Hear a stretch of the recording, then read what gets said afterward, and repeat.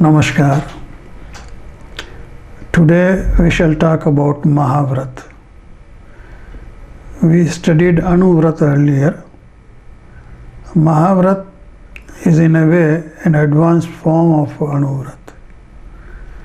Anuvrata, we permitted some relaxations in the observation of vows, but here in Mahabrata there is no such relaxation. The vows are observed in a full way, to the full extent,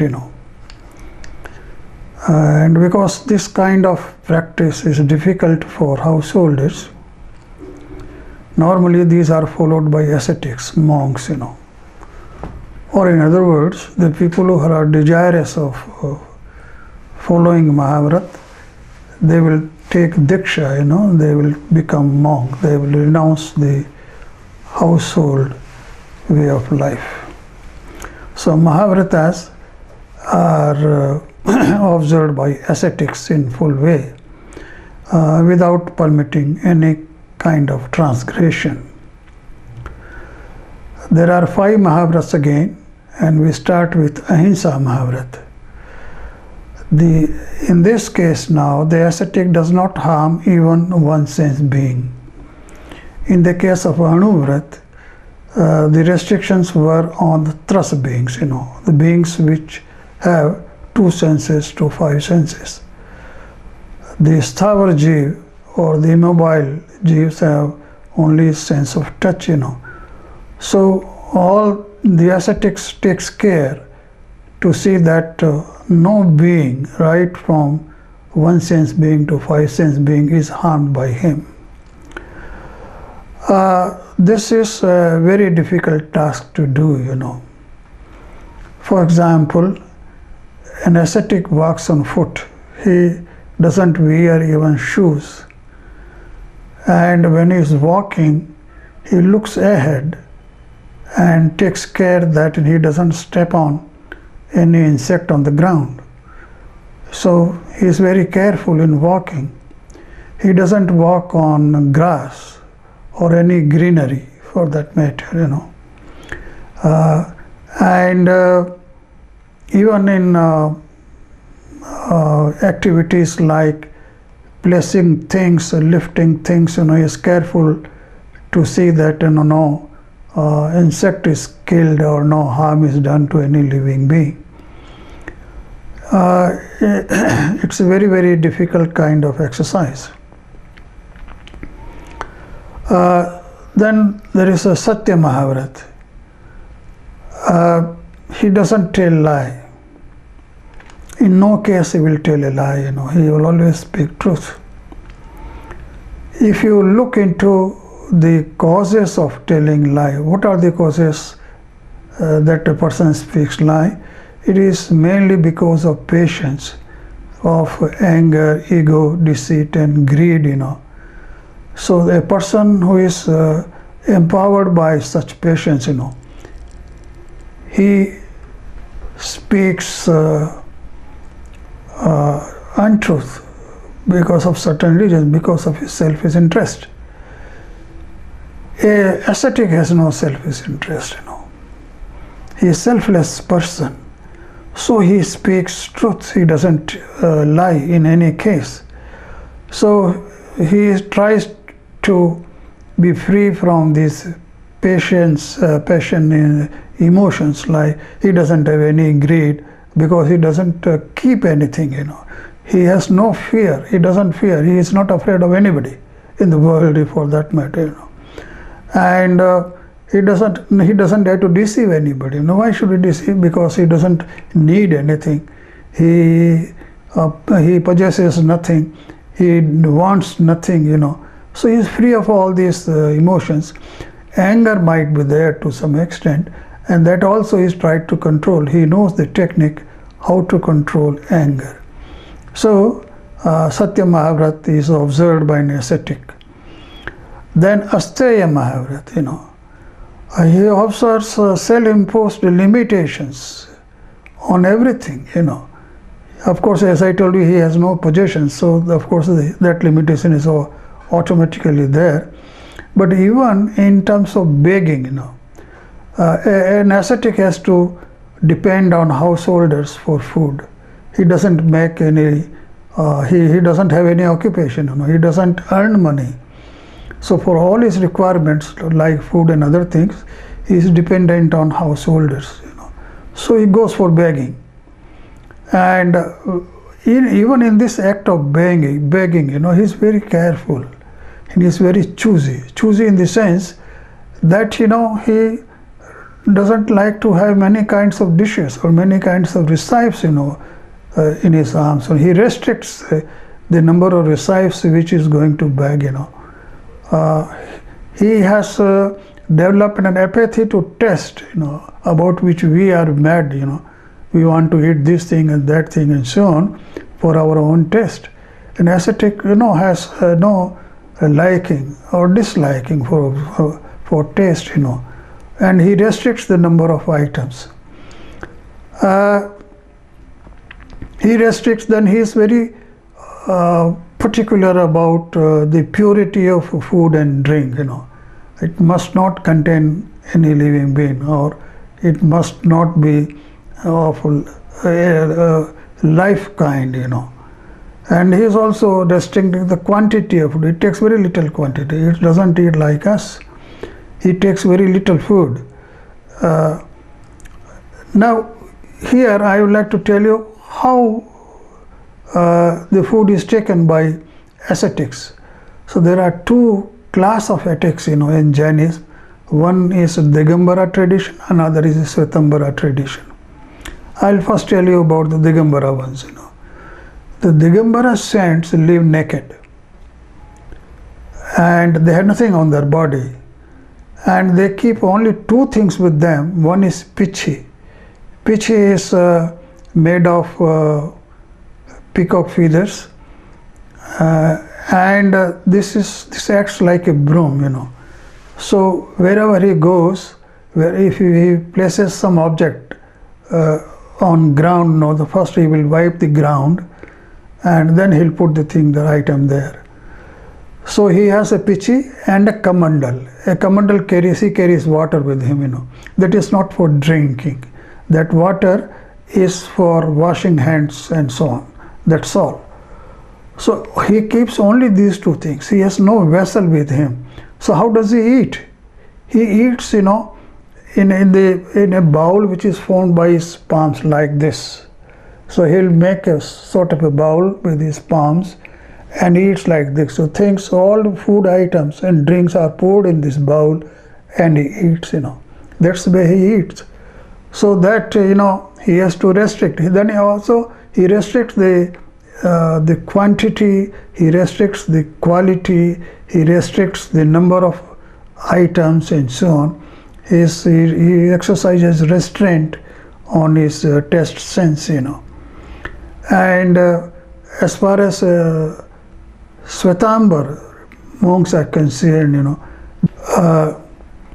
they wear white clothes, and they have some kind of vessels with them which they use for begging, So they carry a kind of a carry bag made of cotton cloth, and 2 or 3 vessels, which are made of wood, some kind of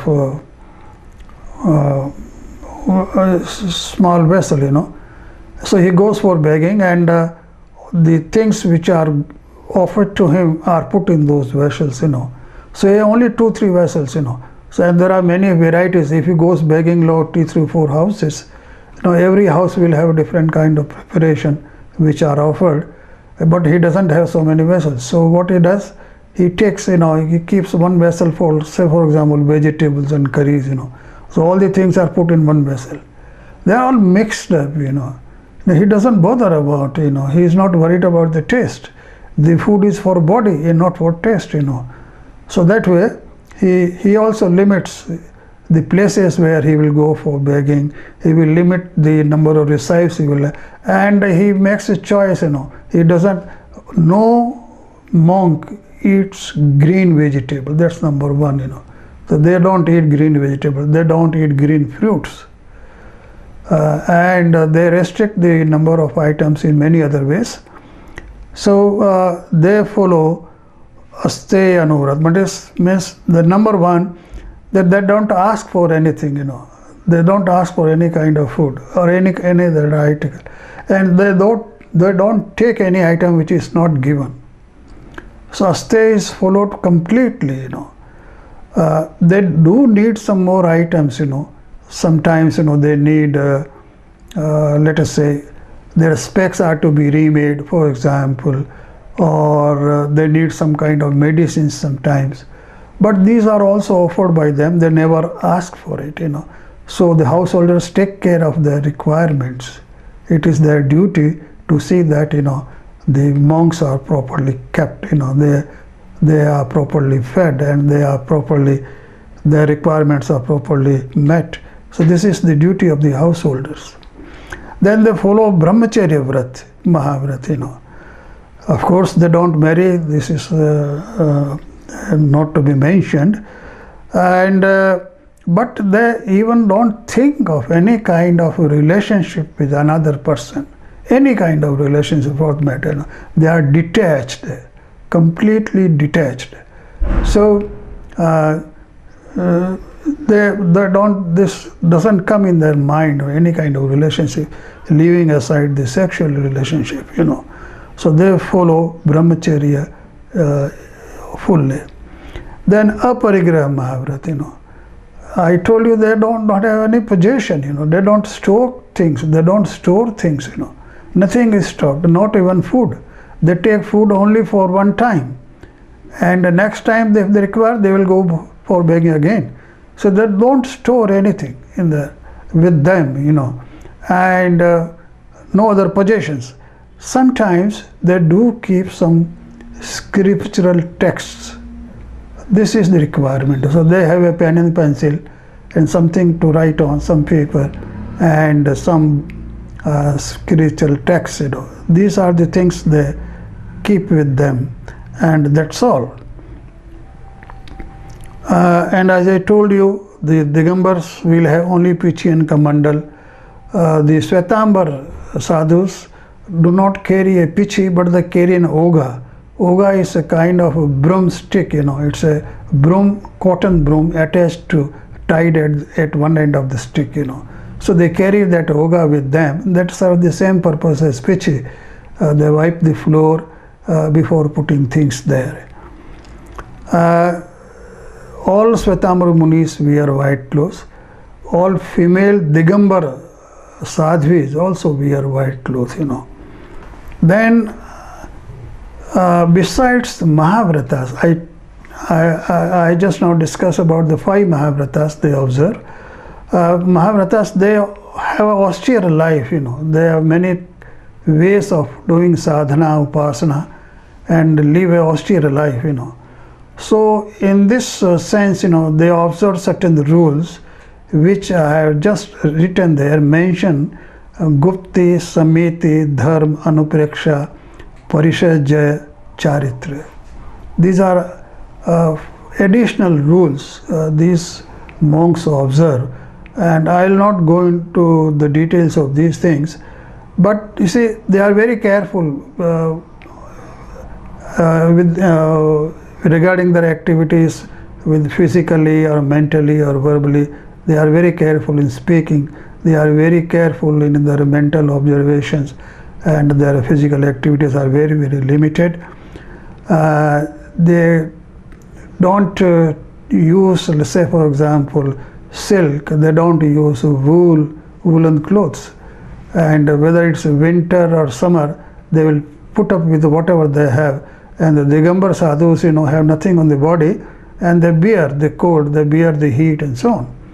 So this is a part of their conduct, For equanimity of mind, the ascetics has, number 1, friendship with all creatures, He is friendly to every creature, not only human beings, all animals, or even insects, He will never hurt an insect, he will never hurt an animal. Living, of course, there is no question of hurting a human being. So he is friendly with all life forms, Then he appreciation for the superior, promote. So he always respects his superior. He gives due regards to his superior and his seniors, So the first thing in the morning he will do is to go and pay his regards to his seniors, And whenever he meets, he does it. Whenever he meets his senior, he will pay regards, So this is the way of life they have there. And they have sympathy for the afflicted, the karuna. They are very compassionate people, They have a compassion for every being, not only for their fellow monks, Of course, the monks look after one another. Remember, if they live in groups, then it is their duty to see that the other people are happy, or they are not suffering. If they are suffering, they help them. They help them the way they can, So they take care of the people who are living with them. Besides this, they have also compassionate views about other people. Even the people who are visiting them, their followers and so on, they will ask their well-being and try to help them as far as they can, because they are nothing with them, So they can only advise. They can only tell them, what to do and what not to do in order to get rid of the problems they have in life. So, and then they are indifferent to unruly. Sometimes it so happens that the people try to misbehave with sadhus, They are very rare, but such incidents are there. So the sadhus never react to them, They keep an indifferent attitude towards such people. They are indifferent, the madhyastha bhav, So they don't react.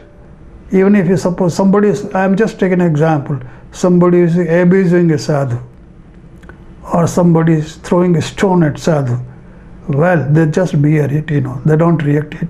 And they don't want that particular person should be harmed, It's not a law and order situation with them. So they will excuse him, and say that, okay, it is your ignorance, you are doing it, and that way they take it. So this I have discussed in very brief the life of sadhus and monks and ascetics. Those who want to go in details of it, you can, some details you'll find in my notes. Then we talk of another phenomena or process which is very important, Salekhana and Santhara. This concerns death. Death is inevitable, as we know. It will definitely come. How should we take the death? Should we take it as it comes, or should we be afraid of death? I mean, people like us are normally afraid of death. We are afraid of dying, we don't want to die. Of course, nobody wants to die, that's a different thing. But we have a fear in our mind, what will happen if I die? What will happen at the time of my death, and so on. These kinds of fear are mainly because of two reasons. One, we love our body. We don't want to depart with our body now. We love our body. So we think that the body is a precious item, the body is a precious thing. Now I must have my body, knowing fully well that the body is going to go one day. But even then we have that kind of feeling. And secondly, many people are worried, what will happen after death, where they will go, what kind of birth they will have, and so on. So this is another fear, what will happen after death, But ascetics have no such fear, They are not afraid of death. They will take the death squarely, Come on, this body is not mine. They believe that, the body is not mine, and it goes, nothing goes. I lose nothing, if the body dies, because the body is not mine, This is the kind of feeling. And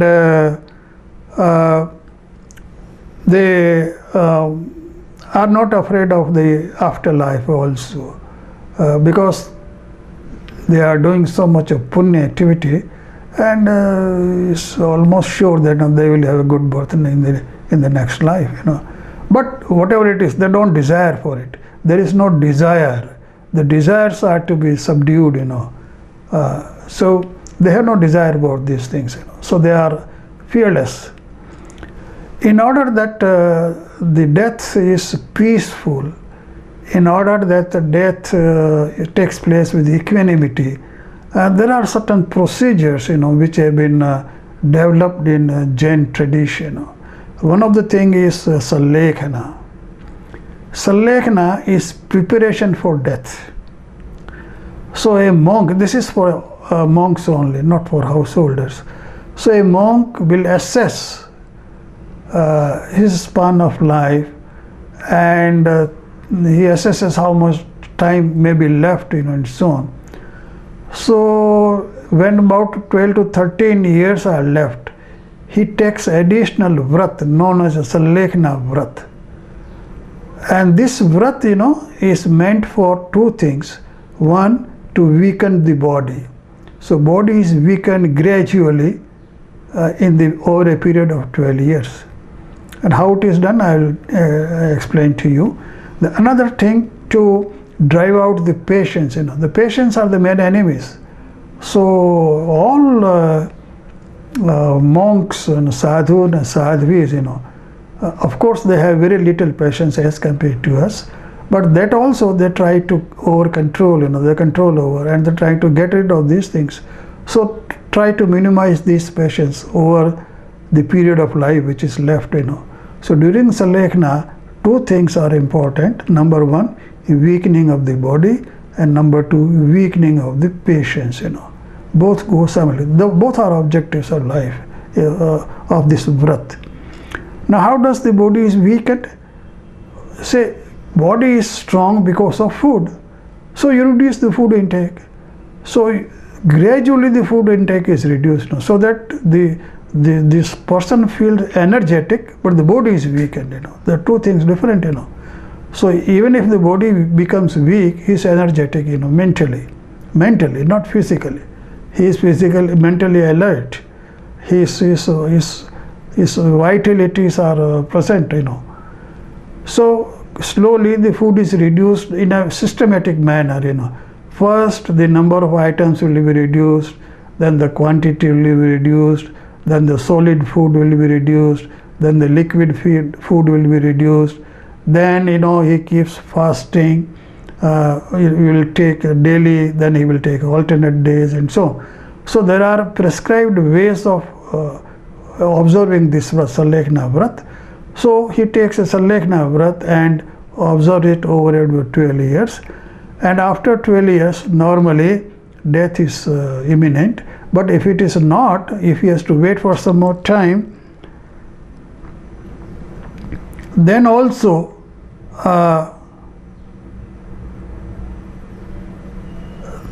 is prepared, and there are ways to take care of these eventualities, which I am not going to go into those details.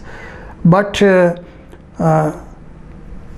he normally the period is almost over, and then he reaches the time of his death.